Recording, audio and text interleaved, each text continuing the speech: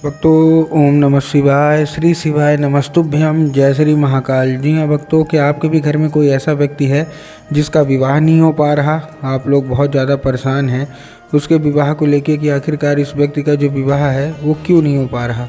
आपने बहुत ज़्यादा मेहनत कर लिया, बहुत ज़्यादा प्रयास कर लिया कि उसका जो विवाह है वो हो जाए, लेकिन अभी भी उस व्यक्ति का जो विवाह है वो होने का नाम ही नहीं ले रहा। और आप लोग भी बहुत ज़्यादा परेशान हैं कि आखिर ऐसा क्या हो गया जिसके कारण उस व्यक्ति का जो विवाह है वो नहीं हो पा रहा। तो आपको परेशान होने की बिल्कुल भी आवश्यकता नहीं है, क्योंकि आज जो मैं आपको उपाय बताने वाला हूँ, अगर आपने उसको ध्यान से सुन के और अच्छे तरीके से कर लिया तो अवश्य रूप से सारी इच्छा मनोकामना जो है वो पूरी होगी ही होगी। और आपके घर का जो कोई भी व्यक्ति है जिसका भी विवाह नहीं हो पा रहा, अवश्य रूप से उसका जो विवाह है वो होना ही होना है। क्या करना है, कैसे करना है, पूरा का पूरा मैं बताने वाला हूँ और अच्छे तरीके से आपको समझाने वाला हूँ। तो बस उपाय ध्यान से सुन के अच्छे से करिएगा ज़रूर।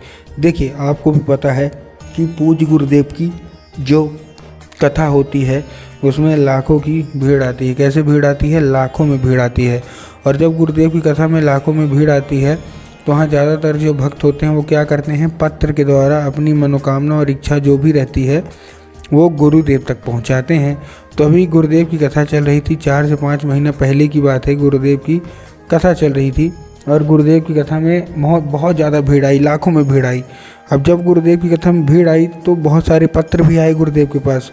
अब जैसे ही गुरुदेव ने पत्र पढ़ा तो वहाँ गुरुदेव ने देखा कि सबका, जितने भी है ना, ज़्यादातरों को क्या है, एक ही इच्छा है कि गुरुदेव हमारे घर का एक व्यक्ति है, इसका विवाह नहीं हो पा रहा। हम लोग बहुत ज़्यादा परेशान हैं कि इसका विवाह क्यों नहीं हो पा रहा। मतलब रिश्ता पक्का होता रहता है लेकिन अंत में आके टूट जाता है। हर एक चीज़ सही चल रही होती है लेकिन अंत में आके टूट जाती है। ठीक है ना। हमने बहुत ज़्यादा पूजा कराया, बहुत ज़्यादा पाठ कराया, बहुत ज़्यादा पैसे भी खर्च कर दिए, कुंडली मिलवा ली, लेकिन अभी तक विवाह जो है ना वो होने का नाम नहीं ले रहा। कृपया करके कोई उपाय बता दें। अब जैसे ही गुरुदेव ने ये देखा तभी गुरुदेव ने 2 से 3 उपाय बताए और कहा केवल और केवल ये उपाय कर लेना, तुम्हारे घर का जो कोई भी व्यक्ति सदस्य है ना, अवश्य रूप से उसका जो विवाह है वो होगा ही होगा। अब जैसे ही गुरुदेव ने उपाय बताया तो लोगों ने जा जाके इस उपाय को घर में करना शुरू कर दिया। अब जैसे ही लोगों ने जाके, ठीक है ना, इस उपाय को घर में करना शुरू कर दिया, वही लोग गुरुदेव की कथा में मात्र 1 से 1.5 महीने के बाद वापस आए। अब जब वही लोग गुरुदेव की कथा में वापस आए तो उन्होंने क्या किया, फिर से एक बार गुरुदेव को पत्र लिखा। लेकिन ये वाला जो पत्र था ये गुरुदेव को धन्यवाद के रूप में पत्र था कि गुरुदेव धन्य हो आपका, आपके द्वारा बताया गया उपाय हमने कर लिया है, हमारी सारी इच्छा मनोकामना जो है वो भी पूरी हो गई है, आपका कोटि कोटि धन्यवाद। तो देखिए, जो लोग भी मेरी आवाज़ अभी सुन रहे हैं ना, अगर आपको भी जानना है कि आखिर ऐसा कौन सा उपाय है जिसको करने मात्र से मनोकामना इच्छा पूरी हो जाती है, तो चलिए हम बताते हैं आपको आज की इस वीडियो के माध्यम से कि आपको करना क्या है। तो बस उपाय ध्यान से सुन के अच्छे से करिएगा ज़रूर। तो देखिए, जो हमारा सबसे पहला उपाय है, इस उपाय में आपको लेना है 3 काली मिर्च और साथ में आपको लेना है 1 धतूरा। तो 3 काली मिर्च ले लिया, 1 धतूरा ले लिया।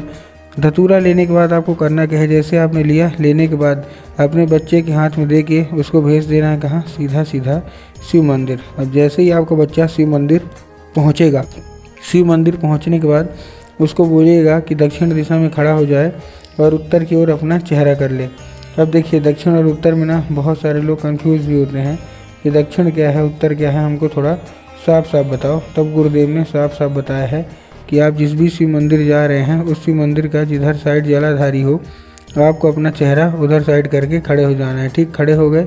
खड़े होने के बाद आपको एक नाम लेके, कौन सा, महादेव का बहुत ही सुंदर सा नाम है, श्रम्भेश्वर महादेव। तो आपको करना क्या है, श्रम्भेश्वर महादेव का नाम लेके और उन्हीं का स्मरण करके आपको चुपचाप क्या कर देना है, अर्पित कर देना है बस। पूज्य गुरुदेव कहते हैं कि अगर आपने ऐसा कर लिया तो अवश्य रूप से मनोकामना इच्छा जो है वो पूरी होनी ही होनी है। ठीक है, ये था कौन सा हमारा, ये था हमारा पहला उपाय। अब हम चलते हैं अपने दूसरे उपाय की ओर। अब देखिए, जो हमारा दूसरा उपाय है ना, इस उपाय में आपको करना क्या है, जो हमारा दूसरा उपाय है, इस उपाय में सबसे सिंपल सा आपको केवल एक काम करना है। आपको लेना है थोड़ा सा लाल चंदन। ठीक, तो लाल चंदन ले लिए। लाल चंदन लेने के बाद आपको और क्या करना है, जैसे आपने लाल चंदन लिया, लाल चंदन लेने के बाद आपको केवल और केवल एक काम करना है, अपने बच्चे को भेज देना है कहाँ, सीधा सीधा शिव मंदिर। और जैसे ही आपका बच्चा शिव मंदिर पहुँचेगा, मतलब जिसका भी विवाह नहीं हो पा रहा, जैसे वो शिव मंदिर पहुँचेगा, शिव मंदिर पहुँचने के बाद उसको बोलिएगा कि जो नंदी है ना, तो नंदी के एक पैर होता है आगे का, दायां पैर जो होता है, जो कि उठा हुआ होता है, तो आप उसको बोलिएगा कि नंदी के उठे हुए पैर में, ठीक है ना, नंदीश्वर महादेव का नाम लेके वो जो चंदन है वो अर्पित कर दे। अब जैसे वो चंदन अर्पित करेगा, तो चंदन अर्पित करने के बाद, ठीक है ना, उसको बोलिएगा कि 5 मिनट तक खड़ा रहे, और जब चंदन अर्पित करे तो उसको औषधि के रूप में मांगे कि हे नंदी भगवान, कृपया करके हमको इसको औषधि के रूप में प्रदान करिए।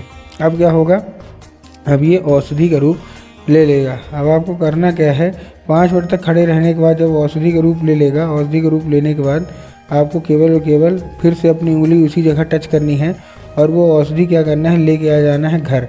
घर आने के बाद जहाँ आप लोग सोते हो और जिधर साइड सर करके सोते हैं, उधर साइड की जो दीवार होगी, उसी दीवार में आपको क्या कर देना है, अर्पित कर देना है बस। पूज्य गुरुदेव कहते हैं कि अगर आपने ऐसा कर लिया तो उस चंदन के जरिए स्वयं जो है ना, तो माता और साथ साथ नंदी भगवान अवश्य रूप से आपके घर में प्रवेश करेंगे ही करेंगे, और आपका मन चाहा जो विवाह है ना, वो होना ही होना है। ठीक है, ये था कौन सा, ये था हमारा दूसरा उपाय। अब हम चलते हैं अपने तीसरे और आखिरी उपाय की ओर। अब देखिए, जो हमारा तीसरा और आखिरी उपाय है, इस उपाय में सबसे सिंपल सा आपको एक काम करना है। क्या काम करना है, सबसे सिंपल सा आपको काम ये करना है कि आपको लेना है कच्चा दूध, और कच्चा दूध लेने के बाद आपको क्या करना है, उसको लेके पहुंच जाना है कहाँ, बरगद के पेड़ के नीचे। अब जब आप बरगद के पेड़ के नीचे पहुंचेंगे तो आपको क्या करना है, बटकेश्वर महादेव का नाम लेके अर्पित करना है। पूज्य गुरुदेव कहते हैं कि अगर बटकेश्वर महादेव की कृपा हुई तो आप खुद ही देखेंगे कि जो कुछ भी चाहते हैं वो सारा का सारा आपको मिलेगा ही मिलेगा।